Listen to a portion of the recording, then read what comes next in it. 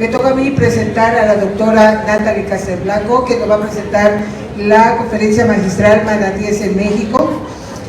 Natalie es bióloga por la Universidad Nacional de Colombia, con maestría en Ciencias en Biología Acuática y Pesquerías por el Instituto Nacional de Pesquisas de Amazonia, Brasil.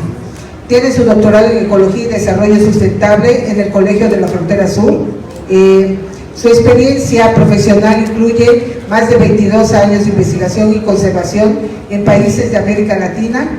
Posee amplia experiencia en el manejo de recursos acuáticos, especialmente orientada a la conservación de especies y ecosistemas vulnerables. Sus líneas de investigación se han enfocado en manatíes, delfines y nutrias, abordando aspectos como biología, ecología, dinámica poblacional y conservación a diferentes niveles o escalas. Ha titulado a más de 30 estudiantes a diferentes niveles. Desde enero del 2024 es investigador en el Colegio de la Frontera Sur, dirigiendo el Laboratorio de Mamíferos Acuáticos y siendo curadora de la colección de mamíferos marinos. Además, actúa como coordinadora del Grupo Técnico Científico de la Red de Atención a Varamientos de Mamíferos Marinos del Estado de Quintana Roo. Es co-chairperson del Grupo de Especialistas en Sirenios de la UICN y miembro del Sistema Nacional de Investigadores de México, el MIDOS, y actualmente lidera el proyecto Corredor Biocultural para la protección y monitoreo del manatí en Quintana Roo. Y bueno, ya le cedo el micrófono a Natalie. Muchas gracias. Muchas gracias a todos.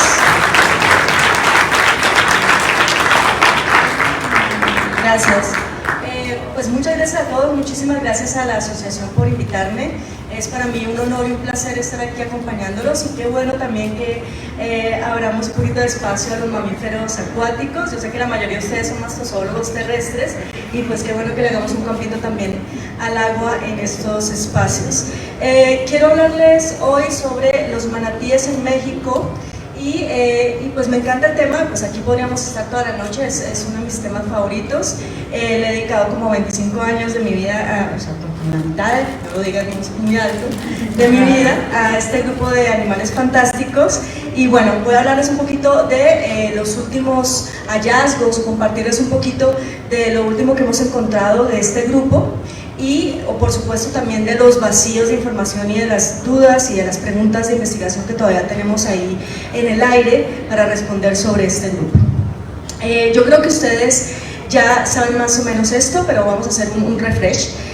Los manatíes pertenecen a un orden que se llama los sirenios, y este orden tiene dos familias: la familia de los dugones o la Dugongidae y la familia de los manatíes o la familia Triquequidae. Entre los dugones tenemos solamente una especie viva, que es el dugón, y otra especie que era Hydrodamalis gigas, que fue extinta aproximadamente 23 años después de haber sido descrita, pero digamos que como especie humana la conocimos.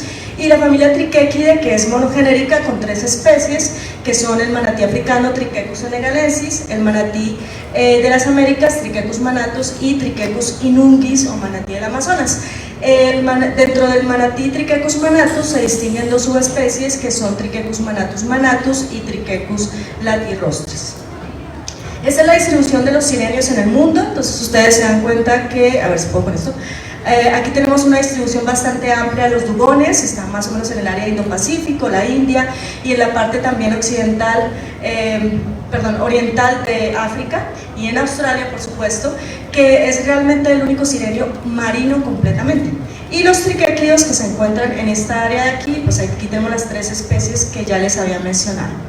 Si nos centramos un poquito más en la familia Triquequidae, pues aquí están nuestros manatíes, y entonces tenemos el manatí americano, que es Triquecus manatus, que se divide en estas 2 subespecies, Triquecus manatus latirostris en azul y Triquecus manatus manatus, manatí del Gran Caribe, en rojo.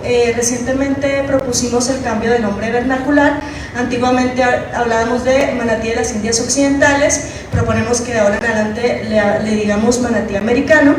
Y al manatí del Gran Caribe, el que era antes el manatí antillano, le digamos ahora manatí del Gran Caribe, porque el manatí antillano pues está, digamos que pues a tener una distribución en aproximadamente 5 países. Si ustedes se dan cuenta, pues el manatí Triquetus manatus manatus, el manatí del Gran Caribe, ocupa lo que son las Antillas, viene desde el estado de Tamaulipas en México, en el Golfo de México, por todo el borde, ¿verdad?, hasta llegar al estado de Espíritu Santo en Brasil, pero también se interna en varias cuencas hidrográficas de Mesoamérica y de Centro y de Sudamérica, incluyendo la cuenca del Grijalbo Usumacinta, la cuenca de los ríos San Jorge, Sinú, Atrato, Magdalena y otros en Colombia, y la cuenca del río Orinoco y del río Meta en Venezuela y Colombia. Entonces, tenemos una serie, digamos, de unos grupos poblacionales de este manatí que viven completamente en agua dulce.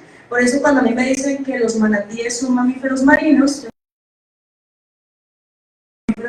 entonces estaremos excluyendo a toda una especie de manatí que es completamente de agua dulce y a estos grupos poblacionales de manatí del Gran Caribe que nunca han ido al mar, ¿verdad? Aquí este fue un trabajo que hicimos hace ya algunos años, donde mostramos pues, la distribución que no es tan continua como parece en el anterior mapa, sino que es una distribución parchada, ¿verdad? Se hacen parches, y pues también tenemos ahí como unas islas poblacionales con ciertos niveles de conectividad que no están muy claros todavía. Además de todas las diferencias, digamos, de tipo ecológico, también tenemos unas diferencias de tipo morfométrico, ¿verdad?, entre los diferentes grupos de manatíes. Este fue un trabajo que hicimos, no me acuerdo ni qué, como en 2012, por aquí está, y en donde nos sirvió pues justamente para ver las diferencias en crecimiento de tres de las especies, bueno, de Triquetus manatus latirostris, del manatí de la Florida, que como ustedes ven es el más grande de los manatíes, pueden llegar a pesar hasta 1 tonelada, son animales grandísimos, se encuentran en la parte de la distribución más norte de todo el grupo y digamos que están en áreas frías, y pues esto también hace que sean animales que tengan más corpulencia y mayor grasa. Luego tenemos nuestro manatí que tenemos aquí en México, que es el Triquetus manatus manatus, que tiene una corpulencia más modesta, puede llegar a medir 350 centímetros, aproximadamente 400 kilogramos de peso, 400, 500, 600 más o menos, dependiendo de la corpulencia. Y tenemos al enanito, el más pequeño de todos, que es el manatí amazónico, es muy chiquito, y él está llegando a medir aproximadamente 270 centímetros y aproximadamente por máximo unos 400 kilos de peso. Para que ustedes tengan una idea, más o menos un adulto de manatí amazónico viene siendo como una cría grande de un manatí de la Florida.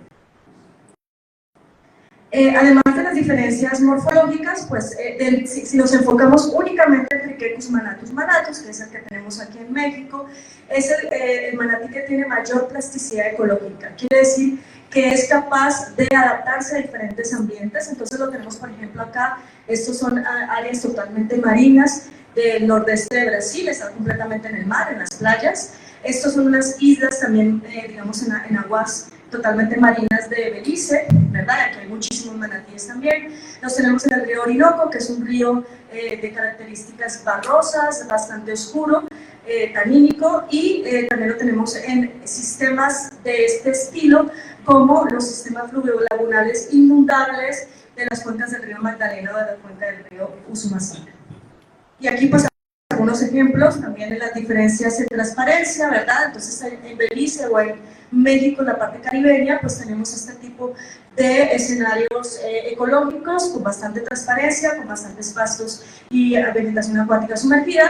Tenemos en la Guyana Francesa este tipo de ríos que son tanínicos, color té, color Coca-Cola, que también son, en donde también ellos se han podido adaptar. Y tenemos este tipo de ecosistemas, por ejemplo en el Magdalena o en el Usumacinta, donde tenemos muchísima vegetación flotante, y allí también están los manatíes de la misma subespecie adaptándose. Entonces, voy a contarles un poco de pues, cómo nosotros llegamos de ver estas diferencias ecológicas y ver también diferencias de comportamiento y en uso de hábitat, y encontramos también que hay diferencias morfométricas entre estos manatíes de la misma subespecie que habitan en lugares diferentes. Voy a contarles más o menos la historia de cómo sucedió esto.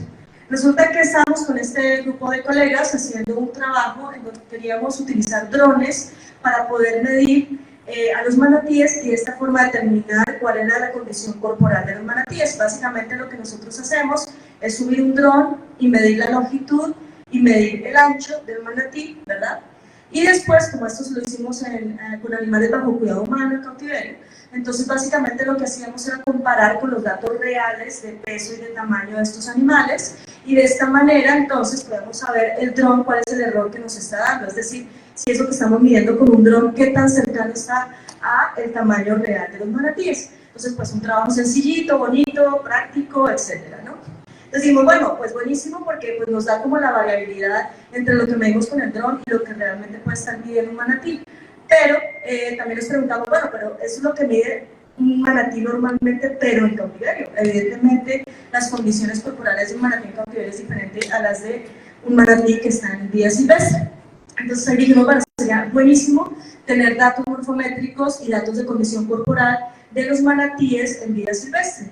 Yo les dije, pues yo creo que sí tenemos, porque existe, digamos, por décadas, muchísimos grupos de colegas que hemos trabajado para captura y marcaje de manatíes en toda el área de distribución, y es posible que estos colegas entonces participen con nosotros en este proyecto.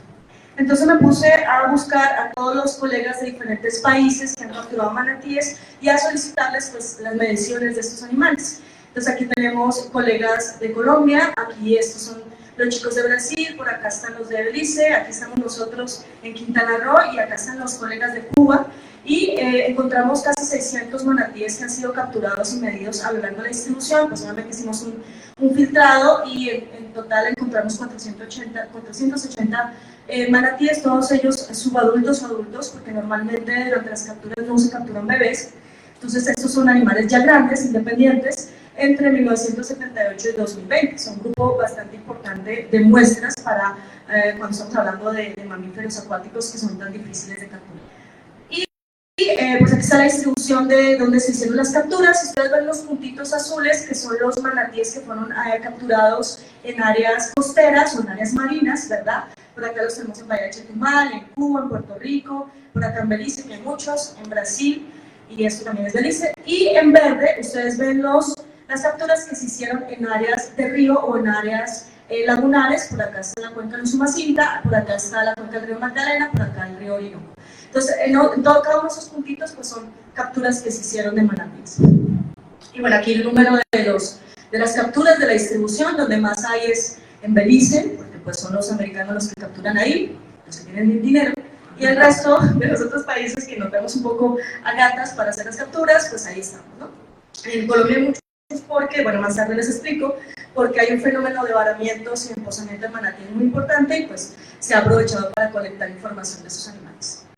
Entonces, básicamente, las informaciones que estábamos necesitando pues, son el tamaño, digamos, lineal del animal, la longitud lineal del animal, desde la trompita hasta la cola, y el ancho máximo del animal. O sea, ve que el manatí es como un cilindrito, ¿verdad? Entonces, el máximo, que es justamente la altura umbilical, entonces ahí se le mide la cintura, y pues eso nos da el otro parámetro, y el otro parámetro, el tercero que utilizamos cuando fue posible, fue el peso.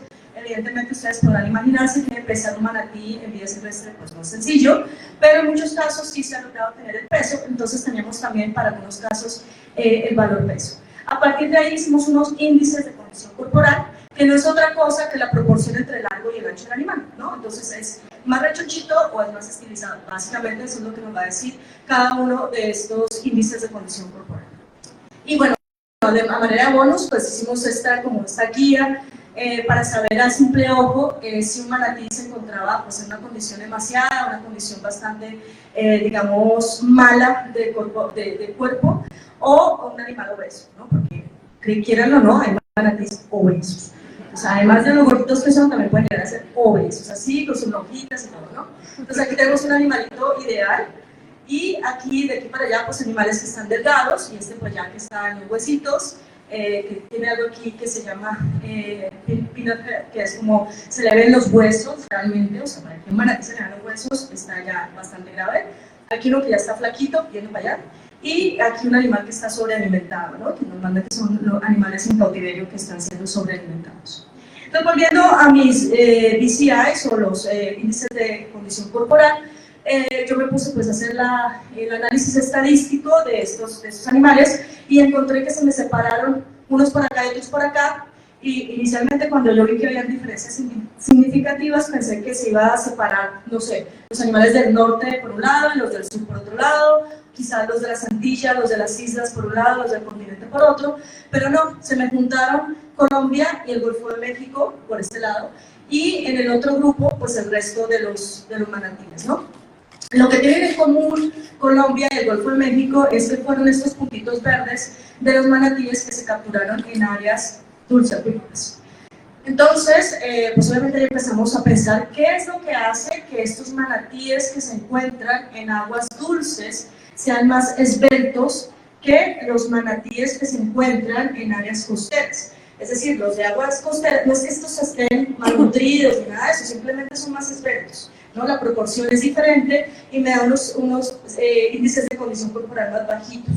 No quiere decir que estén mal, solamente que son más flaquitos, como somos, hay personas que son más redonditas y hay personas que son más flaquitas, pues así normal, ¿verdad? Entonces, ahí empezamos a pensar, bueno, existen unas diferencias ambientales en los escenarios ecológicos tan profundas de que dentro de la misma subespecie de manatíes se están generando ecotipos diferentes que en principio los estamos viendo en términos de la corporalidad, es decir, animales más robustos, más esbeltos, pero muy probablemente estemos abriendo la puerta a ver otras diferencias importantes en los manatíes.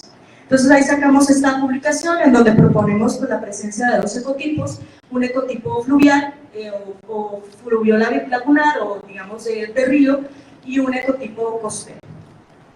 Y bueno, vamos a ver por qué esas diferencias, ¿no? Obviamente empezamos a discutir qué es lo que hace que unos animales sean más gorditos y otros sean más flaquitos. Entonces, si nos vamos ya a ver cómo funciona la ecología de cada uno de estos grupos de manatíes, los del ecotipo costero, recuerden siempre que los manatíes necesitan tomar agua dulce. Por eso es que no son marinos, son animales que necesitan al menos una vez por semana tomar agua dulce o por lo menos consumir vegetación que tenga un buen contenido de agua dulce. Entonces, o de agua. Entonces lo que mueve al ecotipo costero realmente es la presencia o la ausencia de agua dulce. Estos animales que viven en estuario entonces se mueven de la siguiente forma. Cuando hay lluvias y estas lluvias, el agua dulce baja de los ríos y se forma una pluma de agua dulce, estos animales se van más hacia afuera. Pero cuando estamos en verano y hay menos lluvias, entonces ellos tienen que subir más por los ríos para encontrar agua dulce. Entonces digamos que el uso de hábitat de estos animales es, dependiendo de las lluvias, subir o bajar por los ríos, ¿no? Pero siempre están asociados a las bocas de los ríos. En el caso de los sistemas fluvio-lagunares, que son sistemas que tienen unos cambios muy importantes anuales en el ciclo hidrológico, ¿verdad? Por ejemplo, el río Amazonas, el río Orinoco, el río Magdalena, el río Usumacinta, tenemos unas diferencias enormes en la profundidad. Y eso, pues digamos que va a determinar cómo se mueve toda la fauna acuática de estas áreas, ¿verdad? Entonces, en las épocas secas, toda la fauna acuática, completamente acuática, se encuentra en los cuerpos principales de los ríos, pero cuando sube el agua y se inundan las laderas, entonces estos animales, peces, manatíes o lo que sea, salen también y todos los ciclos biológicos de estas especies se acompasan completamente con estos ciclos hidrológicos que tiene la cuenca. Y eso pasa, digamos, en todas estas cuencas principales de Mesoamérica y de Sudamérica, inclusive de África. Esto es, por ejemplo, aquí en la cuenca del río San Pedro, ¿no? En el Golfo de México, que ocurre pues justamente eso, ¿no? Existen, digamos, unas lagunas intermitentes y existen pues algunas áreas que se llenan o que se desocupan dependiendo de la época del río. Esto es el caso del Orinoco, donde ustedes ven pues una diferencia de muchísimos metros, ¿verdad? Entre la época muy seca y la época de aguas altas, y obviamente esto determina este tipo de situaciones donde en las épocas de aguas altas pues los manatíes tienen acceso a la vegetación, mientras que en la época de aguas bajas los manatíes básicamente no tienen ninguna vegetación. Y obviamente eso, digamos, que es lo que me dispara el movimiento del uso de hábitat para estos animales. Entonces recordemos, manatíes costeros, lo que los mueve es la presencia de agua dulce. Manatíes de río, lo que los mueve es la profundidad del agua, es decir, la disponibilidad de alimento, ¿ok? Los manatíes que viven en un río evidentemente no tienen problema de agua dulce, y los manatíes que viven en la costa tampoco tienen problema de vegetación, ¿no? Entonces son dos presiones evolutivas muy diferentes que hace que ellos se comporten, digamos, en la escala corta, en la escala anual, bastante diferente, pero que finalmente, evolutivamente, también está generando unos cambios importantes entre los dos grupos. Nosotros por allá, hace un par de años, hicimos este modelito justamente para tratar de explicar cómo es el uso de hábitat de los manatíes que viven en áreas completamente costeras, que es lo que les estaba comentando de las lluvias, cómo entran y bajan de las bocas de los ríos, cómo se mueven los manatíes que viven completamente en agua dulce, en donde entran o salen dependiendo de la profundidad de la cuenca, y hay unos otros locos que están como en la mitad, ¿no? Que no son ni de aquí ni de allá, que eventualmente pueden ir al agua totalmente dulce y eventualmente también pueden salir al mar. Entonces ahí nos falta, digamos, que mucho por entender y aprender de estos animales. ¿Qué pasa en México? En México tenemos dos poblaciones muy importantes de manatíes que genéticamente ya se ha demostrado que son diferentes, son dos grupos diferentes, el grupo del Golfo de México y el grupo del Caribe, que es el grupo de Quintana Roo, y este grupo de acá, que están en Veracruz, Tabasco, Campeche, y me faltó Chiapas acá. En este grupo se calcula más o menos de 600 a 850 individuos, pero eso es un estimate, es una estimación bastante grosera, y en el ecotipo costero ya tenemos más información de que hay más o menos entre 200 y 250 individuos. Como les comento, ya tenemos una separación clara genética entre los dos y evidentemente unas diferencias muy grandes en términos ecológicos. Este trabajo lo hizo una estudiante mía y trabajando únicamente con los manatíes del sur de Quintana Roo, y justamente son manatíes que se mueven desde la parte marina, por acá entre Xcalac y Mahahual. Usan bastante frecuentemente la bahía de Chetumal, que son aguas estuarinas, ¿verdad? Pero también entran hacia el río Hondo. Entonces digamos que estos manatíes pertenecen a este modelo en donde están en aguas marinas, pero también suben cuando necesitan agua dulce por el río Hondo, ¿no? Entonces lo que hicimos con ella, o lo que ella hizo durante su tesis, fue colectar plantas en los diferentes lugares dependiendo del gradiente de salinidad y tratar de entender cómo los manatíes se alimentan en esos diferentes gradientes de salinidad. Entonces, estos manatíes que nosotros tenemos allá juegan entre esos dos, hacen como ese trade-off entre estoy comiendo plantas hacia la parte de afuera o busco mi agua dulce hacia la parte continental. Y encontramos algo muy bonito, y es lo siguiente: las plantas que consume el manatí hacia la parte de arrecife de coral, hacia la parte marina, son mucho más nutritivas que las plantas que se encuentran en el río. Es decir, en el río tenemos mayor diversidad de plantas, pero esas plantas tienen muy poca calidad nutricional. Donde mejor están, digamos, el mejor restaurante para manatíes se encontraría en la parte marina. Entonces uno se preguntaría, ¿y por qué no se quedan en la parte marina? Porque les falta el agua dulce, ¿no? Entonces estos manatíes se mueven entre este gradiente.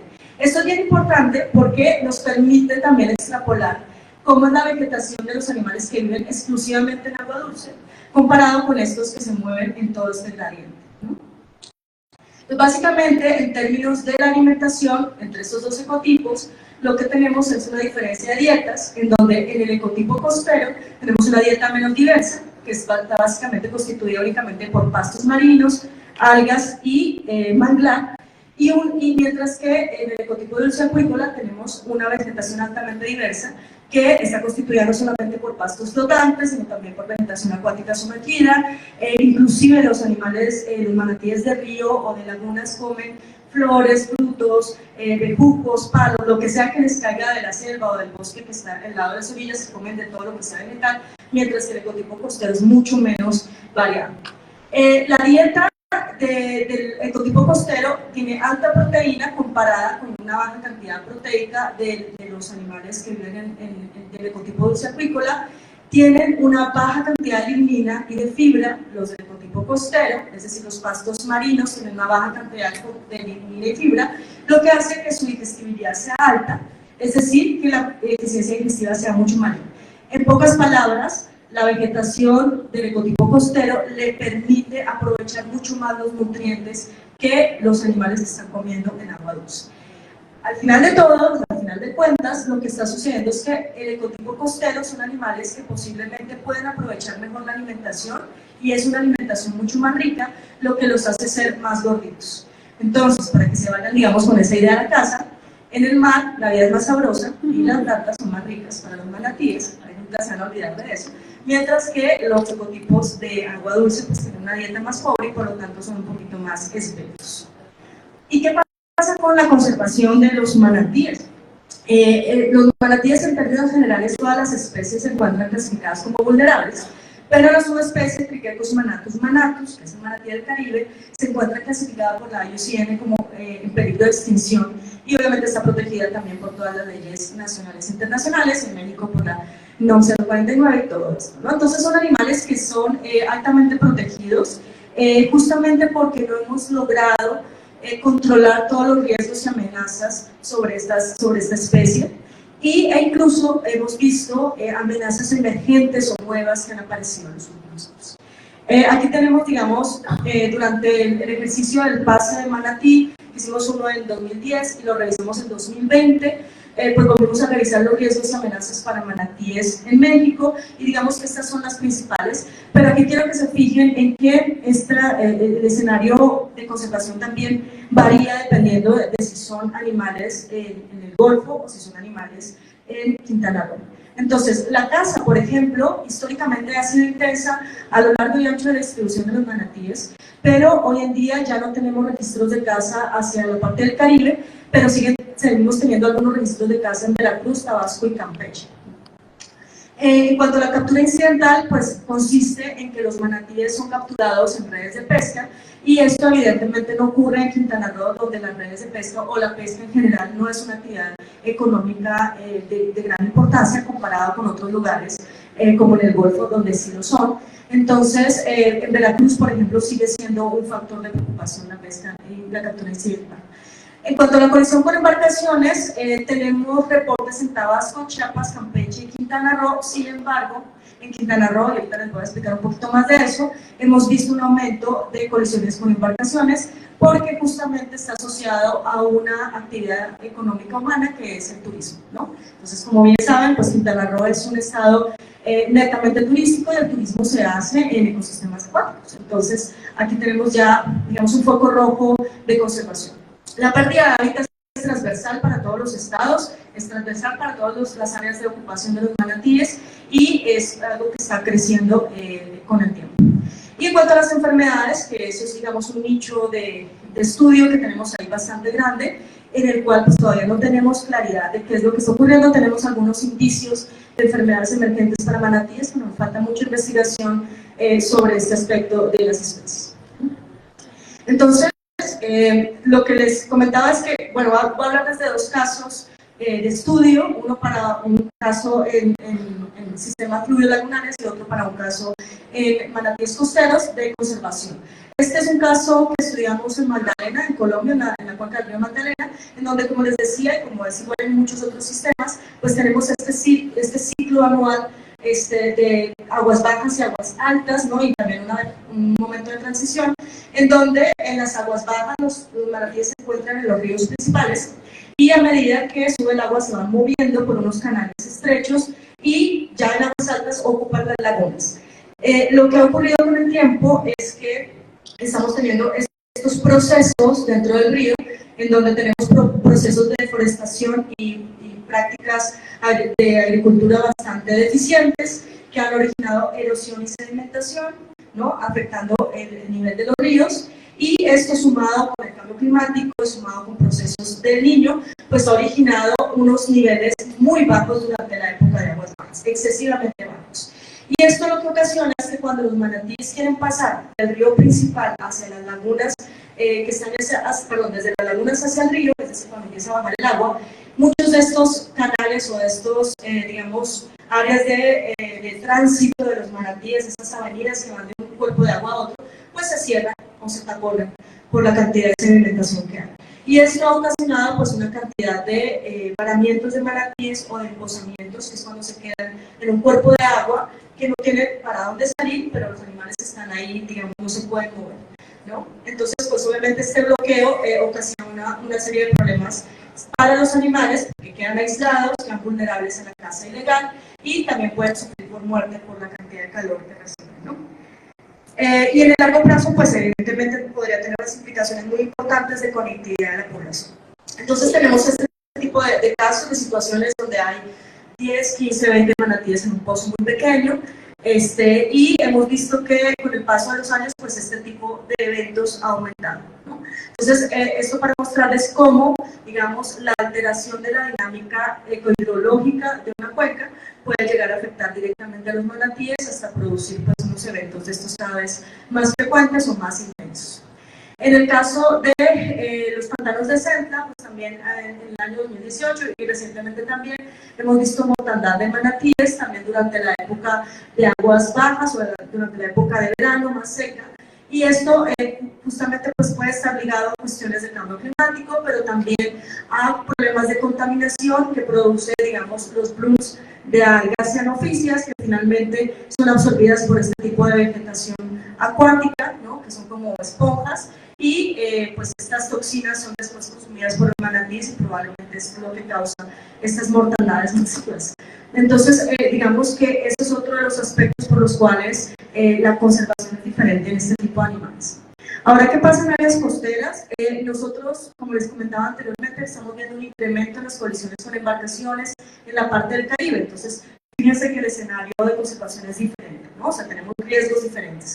El primer foco rojo fue Belice, donde empezamos a ver unos incrementos enormes de colisiones con embarcaciones. Llegamos a contar hasta 40 manatíes por año atropellados por embarcaciones. Y después nosotros empezamos a ver un fenómeno similar, pero a menor escala, en Quintana Roo.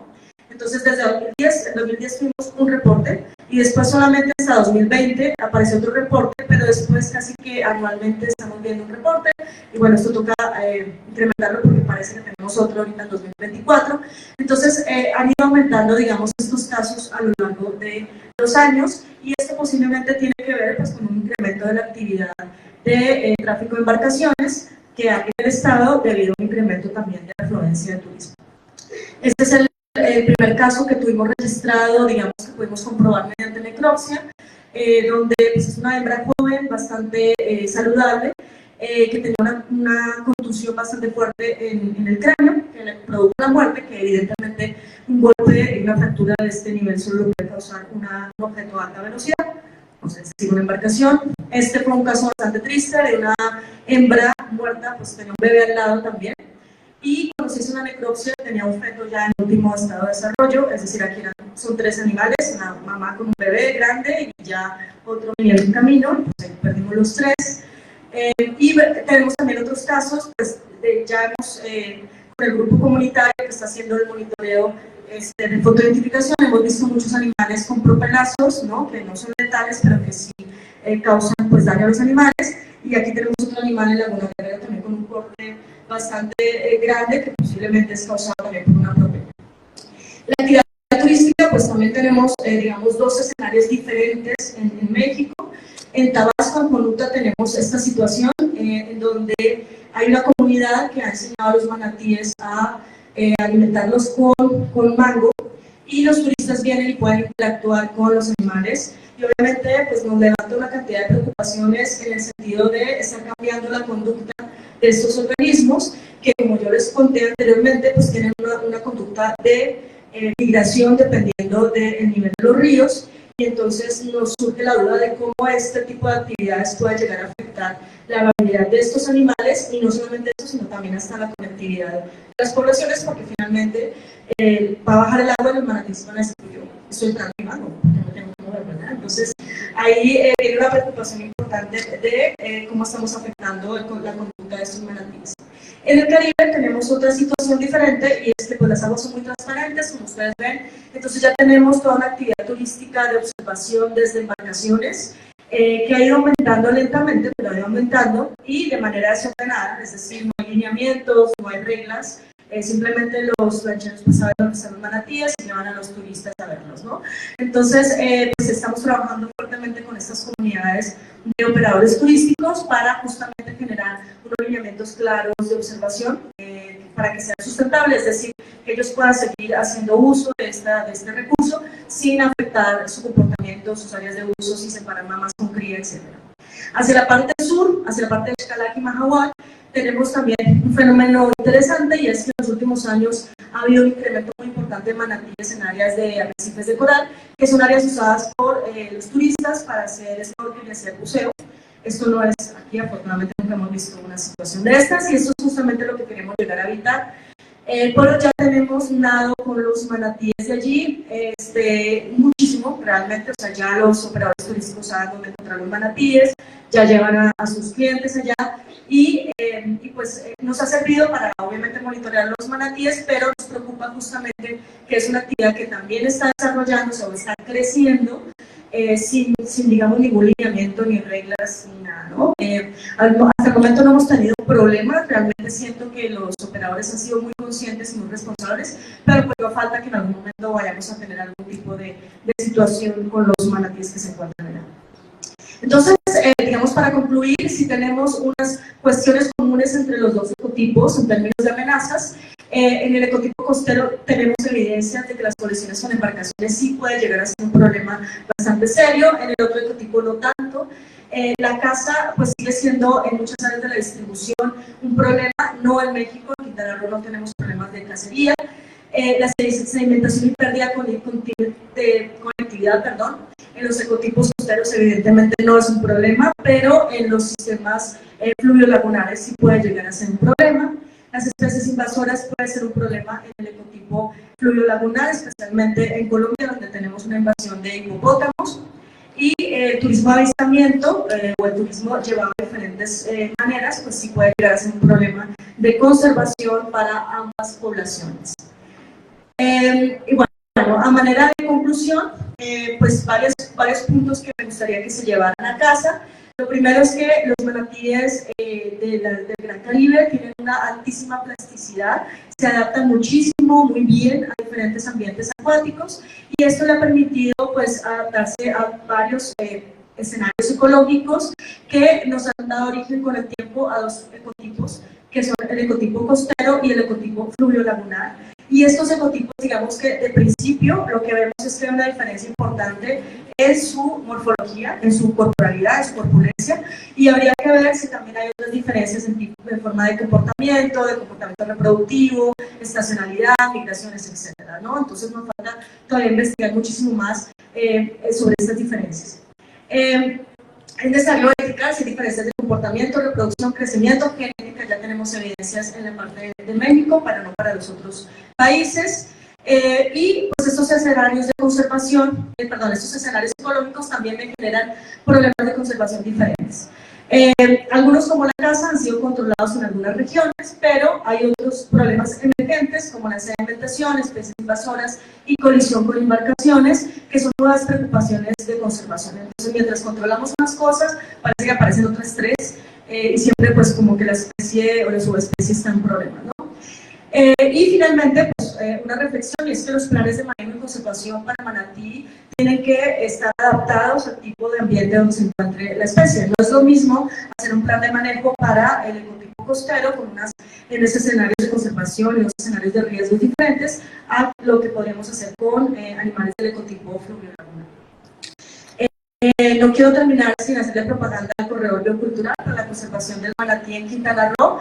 Y pues les cuento así rapidito, es básicamente un proyecto en donde ponemos en el centro a la comunidad humana como los principales gestores de la protección y de la conservación de los manatíes, no solamente por pasarnos información sobre los manatíes, sino también porque ellos mismos se están apropiando del monitoreo. Las fotos que vieron por ahí subacuáticas muy bonitas las han tomado ellos y nos las han compartido, y justamente gracias a ellos estamos logrando hacer fotoidentificación de los manatíes de Quintana Roo. Ya tenemos más de 160 observaciones que han sido aportadas por los mismos operadores turísticos, y ellos mismos han empezado a identificar los manatíes dependiendo de las muestras que traen en su cola, de las cicatrices, sexándolos, entendiendo cuáles son los diferentes comportamientos. Entonces estamos avanzando y creciendo en este proceso de monitoreo comunitario. Ahí están las redes sociales para que por favor nos sigan y estén pendientes de las novedades. Y pues eso es todo por mi parte. Muchísimas gracias a todos. Pendientes si tienen alguna comentario.